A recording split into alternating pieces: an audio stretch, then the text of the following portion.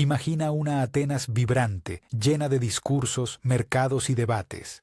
En ese caos de ideas surge un hombre que decide desafiar a todos, Sócrates. Sin ejército, sin riqueza y sin poder político, este pensador comienza una revolución silenciosa. Su herramienta no es la espada ni el oro, sino la pregunta. ¿Por qué crees eso? Se vuelve su ataque más poderoso. En una ciudad donde la palabra podía condenar o exaltar, Sócrates introduce algo nuevo, la duda estructurada. La política ateniense, basada en prestigio y retórica, empieza a tambalear ante un solo individuo que se atreve a exigir coherencia. El impacto no fue inmediato, pero la semilla quedó plantada. Pensar podía ser un acto político. En una sociedad que veneraba la oratoria, Sócrates rompe el encanto del discurso adornado. Frente a líderes que convencían con frases elegantes, él insiste en la verdad detrás de cada argumento, pregunta hasta dejar desnuda la lógica. Sus conversaciones con jóvenes, artesanos y nobles se convirtieron en mini tribunales filosóficos donde ningún título protegía de la crítica. Cada diálogo era una bomba intelectual en el corazón de la democracia ateniense. La resistencia al poder ya no era física, era mental. Allí comienza la inquietud. Si cualquiera puede pensar por sí mismo, ¿qué pasa con la autoridad? La élite percibe el peligro. Lo que parecía un simple método filosófico empieza a volverse un desafío político directo. El contexto no podía ser más tenso. Atenas acababa de perder la guerra del Peloponeso y la democracia trataba de reconstruirse. Los ciudadanos estaban cansados. Los líderes necesitaban control. Y aparece Sócrates cuestionando la legitimidad del mando, la justicia de las leyes y la honestidad del saber. Su método no atacaba gobiernos, pero minaba las bases del conformismo. Lo más inquietante, lo hacía en público. En plazas y gimnasios, delante de cualquier oyente, desmontaba certezas que sostenían el poder. Su discurso no era subversivo por contenido, sino por estructura. Convertía cada conversación en un espacio de libertad, sin gritar ni convocar, hacía temblar a los poderosos alimentando una nueva idea, que la política comienza dentro de cada conciencia reflexiva. Lo fascinante del pensamiento socrático es su aparente simplicidad, preguntar, responder, volver a preguntar. Pero ese vaivén de diálogo destruye jerarquías mentales. En el método de Sócrates nadie posee el saber absoluto. Todos, incluso los políticos más influyentes, quedan expuestos a su propia ignorancia. La pedagogía se convierte en arma. Esa insistencia en la autocrítica genera un efecto corrosivo sobre la autoridad tradicional. El gobernante deja de ser incuestionable y los ciudadanos descubren el poder de razonar por sí mismos. Ahí está el germen de un nuevo tipo de ciudadanía. Lo que antes era obediencia cívica se transforma en responsabilidad intelectual. Sin escribir un decreto, Sócrates redefine el equilibrio del poder en una democracia naciente. Los jóvenes atenienses quedaron cautivados, especialmente uno, Platón. Para ellos, hablar con Sócrates era participar de una forma distinta de política. No de leyes ni campañas, sino de pensamiento público. Las tertulias con él se convirtieron en escuelas portátiles donde el cerebro era el campo de batalla. En cada conversación se forjaban ideas que después alimentarían la filosofía occidental. Pero a ojos de la élite, esa influencia sobre la juventud era peligrosa. Si un hombre con solo palabras podía inspirar a tantos a cuestionar, el orden social corría riesgo.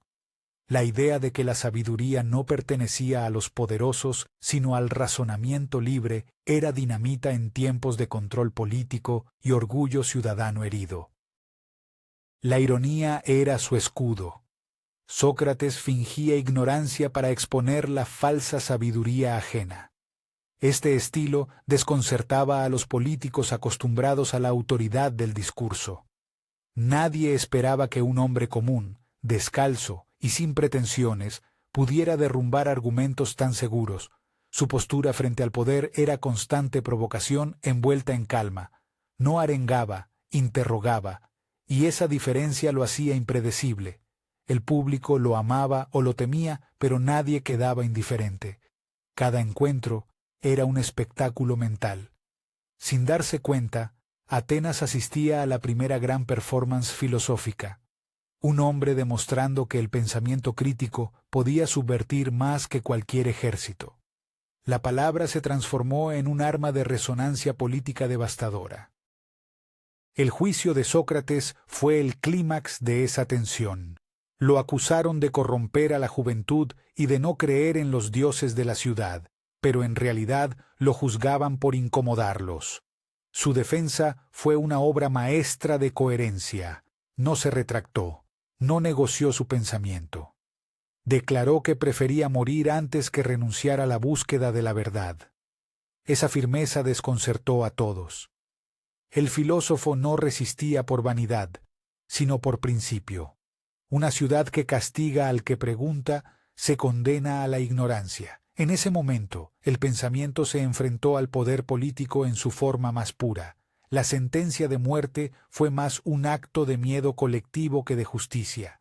Sócrates convertía su desafío en mito permanente.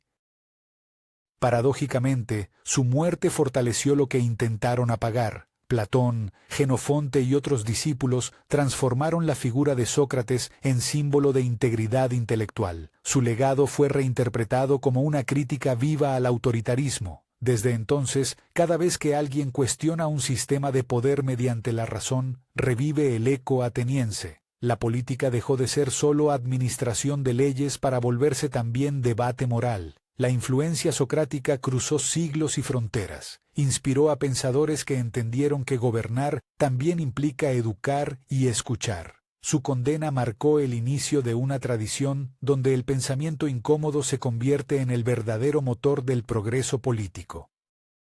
Lo más sorprendente es cómo esa antigua técnica de preguntas sigue presente hoy. Cuando un periodista formula una cuestión incómoda, cuando un ciudadano exige transparencia, hay algo de Sócrates en esa actitud.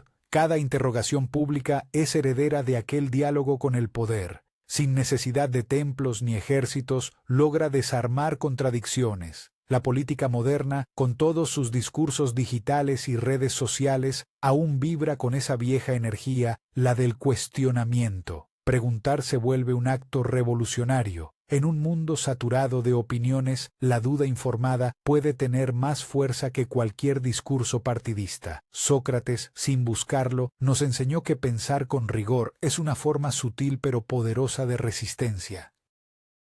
Atenas no volvió a ser la misma después de él. Los filósofos posteriores, desde Aristóteles hasta los estoicos, mantuvieron vivo su método, adaptándolo a nuevas circunstancias. Lo extraordinario es que su forma de pensar no promovía ideologías concretas, sino hábitos mentales. Esa diferencia es crucial. Mientras la mayoría buscaba convencer, Sócrates quería despertar. Políticamente, eso significaba sustituir la obediencia por diálogo, la imposición por razonamiento. En pequeñas dosis, esa mentalidad empezó a filtrarse en generaciones posteriores. Su influencia alcanzó incluso estructuras romanas y modernas ideas de ciudadanía. No fundó una escuela de poder, sino de pensamiento. Y, en política, pensar distinto es el primer paso hacia la transformación real. Hoy podemos leer su historia y pensar que fue solo filosofía antigua, pero si observamos con atención, la estrategia socrática explica fenómenos contemporáneos. Cuando líderes temen preguntas y prefieren monólogos, repiten el patrón de sus acusadores. Cuando la población exige rendición de cuentas, reproduce la curiosidad que él despertaba en las plazas. La diferencia es tecnológica, no conceptual. Sócrates usaba la palabra cara a cara. Nosotros tenemos pantallas, pero el conflicto es el mismo. Verdad contra conveniencia, pensamiento contra propaganda. Su método, basado en la autocrítica y coherencia moral, sigue desarmando discursos vacíos. Es el recordatorio eterno de que toda democracia sana depende del diálogo sincero y no del silencio cómodo. Al observar su figura, algunos lo llaman mártir de la filosofía, otros, el primer activista del pensamiento libre. En realidad, fue ambas cosas. Su capacidad para usar la lógica como instrumento político lo convierte en un precursor de la dialéctica social. Mucho antes de que existieran constituciones o derechos humanos, él demostró que el poder debía justificarse racionalmente. Hoy ese principio parece obvio, pero en su época era casi impensable. La pregunta socrática no busca destruir, busca fundamentar. Y ese detalle transforma la relación entre gobernantes y gobernados. No se trata de enfrentamiento, sino de exigencia colectiva de sentido. En ese simple gesto de preguntar reside una revolución que aún no termina. Los políticos modernos que practican debates abiertos, sin miedo a la crítica, son herederos directos de su espíritu. Cada vez que se prioriza la transparencia sobre la apariencia, se ilumina la sombra de aquel filósofo incómodo. Incluso en campañas electorales, la retórica socrática aparece disfrazada de formatos de preguntas ciudadanas y entrevistas incisivas. Es como si la historia le diera la razón una y otra vez. La autoridad sin cuestionamiento se autodestruye. Entender eso es comprender por qué las democracias necesitan voces que incomoden, no para destruir, sino para purificar el discurso. Sócrates lo hizo en la plaza pública, hoy se hace en foros digitales, pero la esencia sigue idéntica, pensamiento antes que poder. En retrospectiva, los efectos políticos del pensamiento socrático son una lección sobre el valor de la mente frente a la estructura.